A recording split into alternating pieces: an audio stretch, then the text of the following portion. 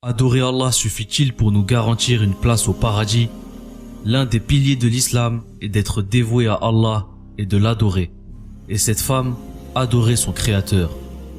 Elle aimait tellement le Très-Haut qu'elle faisait la prière nocturne. Mais l'histoire de cette femme vous prouvera que peu importe les œuvres que vous faisiez pour Allah, si vous avez un mauvais comportement, vos actes ne seront pas acceptés. Dans cette vidéo, nous allons voir quel péché a-t-elle commis pour aller en enfer alors qu'elle adorait Allah. Avez-vous déjà entendu parler de cette femme qui vivait au temps de notre prophète? Elle excellait dans l'adoration d'Allah, au point où elle ne dormait pas beaucoup la nuit pour faire la prière nocturne, at-tahajjud. Une prière nocturne qui fait partie des prières surérogatoires, mais qui est importante. Prier tahajjud est l'un des meilleurs moyens de se rapprocher d'Allah.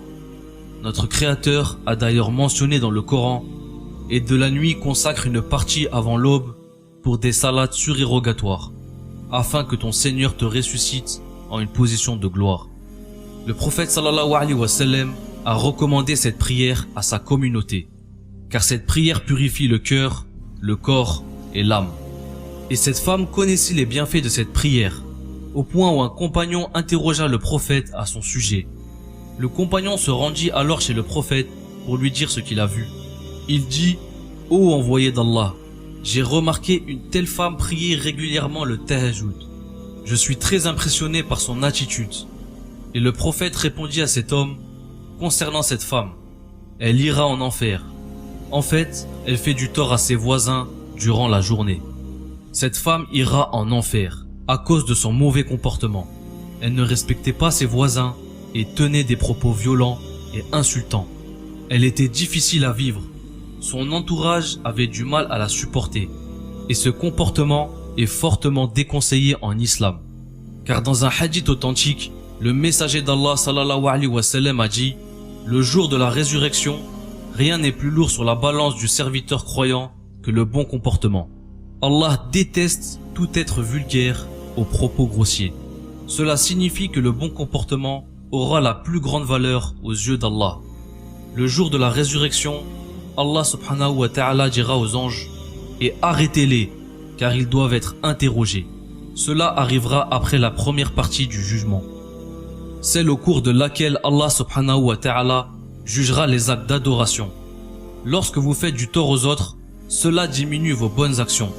Quel que soit votre niveau d'engagement dans la religion, si vous nuisez toujours aux autres, vous n'obtiendrez pas la récompense de vos bonnes œuvres.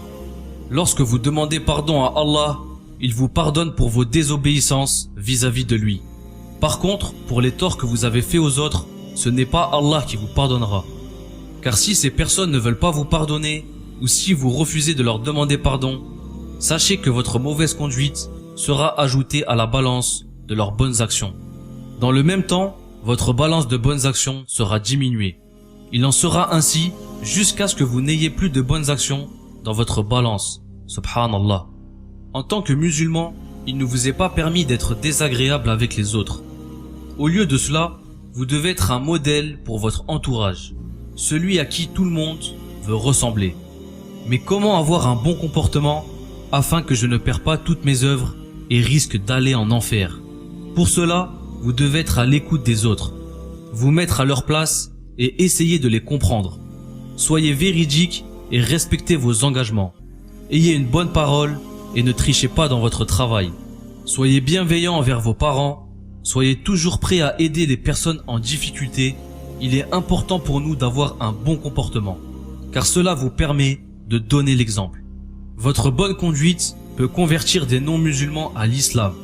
Et qu'il y a-t-il de plus noble que ça? Allah subhanahu wa ta'ala a dit à ce propos « Et qui profère plus belle parole que celui qui appelle à Allah, fait bonne œuvre et dit « Je suis du nombre des musulmans, quel que soit le domaine dans lequel vous exercez, que vous soyez dans la finance ou l'éducation, que vous soyez médecin ou avocat, ou même que vous soyez sportif de haut niveau, votre devoir, c'est de promouvoir l'islam à travers votre bon comportement. Mais malgré cela, il y aura toujours des personnes qui ne voudront pas vous respecter. Ils essaieront de vous humilier et de vous rabaisser. Mais si cela vous arrive, sachez que vous n'êtes pas seul. Ça arrive tous les jours à des gens bien partout dans le monde. Même notre bien-aimé prophète sallallahu alayhi wa sallam a vécu cela. Quelle a été sa réaction? Eh bien, il s'est exilé parce qu'il ne supportait pas leur agression. Ensuite, après qu'Allah lui a accordé la victoire, il a pardonné à ses détracteurs. C'est pourquoi Allah a dit: la bonne action et la mauvaise ne sont pas pareilles. Repousse le mal par ce qui est meilleur. Et voilà que celui avec qui tu avais une animosité devient tel un ami chaleureux.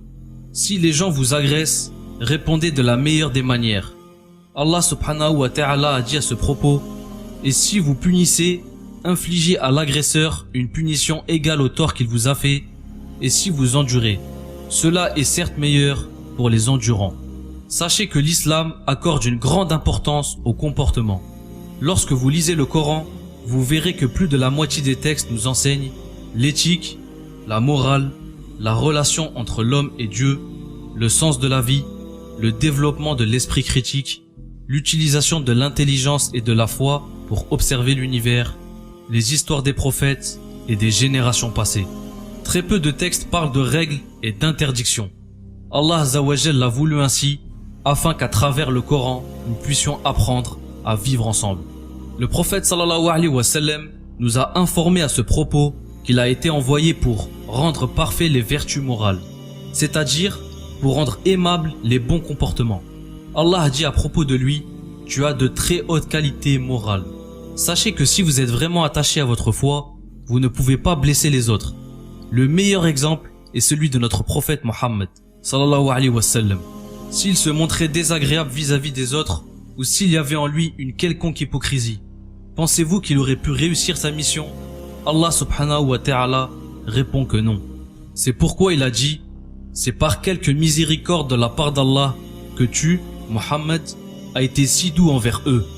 Mais si tu étais rude, au cœur dur, ils se seraient enfuis de ton entourage. Pardonne-leur donc et implore pour eux le pardon d'Allah, et consulte-les à propos des affaires. Puis une fois que tu t'es décidé, confie donc toi à Allah. Allah aime en vérité ceux qui lui font confiance. Mes frères et sœurs, le fait que vous soyez ici, à suivre ce rappel, prouve que vous pouvez vous améliorer. Adoptez un bon comportement afin de triompher parmi les hommes et obtenir la satisfaction d'Allah.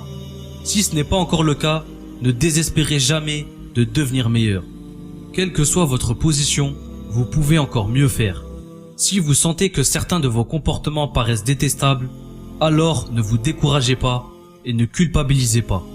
Mais revenez sincèrement à Allah et implorez son pardon et sa guidance, afin que vos œuvres vous soient reconnues le jour de la résurrection. N'oubliez pas d'être bon avec votre entourage, car si vous voulez le meilleur pour vous-même, soyez gentil avec les autres autour de vous. Encore une fois, j'espère vous avoir été utile à travers cette vidéo, et Allah reste toujours le plus savant. Que la paix soit sur vous et vos familles. Wassalamu alaikum.